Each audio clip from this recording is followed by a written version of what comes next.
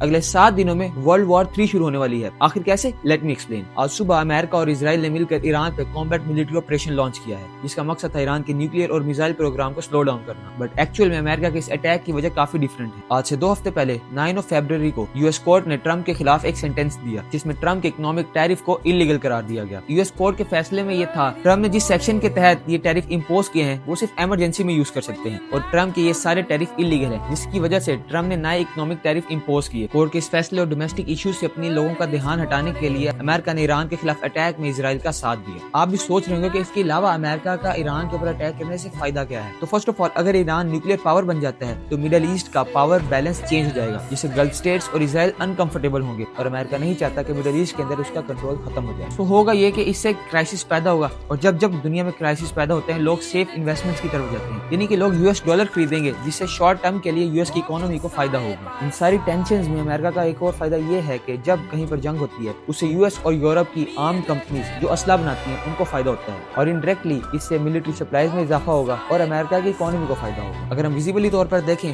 تو یہ اٹیک امریکہ اور اسرائیل نے مل کر ایران پر کیا ہے جس کا مقصد یہ ہے کہ ایران کے میزائل اور نیوکلیئر پروگرام کو سلو ڈاؤن کیا جائے. لیکن ایکچوئل میں اس کی وجوہات کافی ڈفرنٹ ہے. What is your take on this crisis? Let me know in the comments.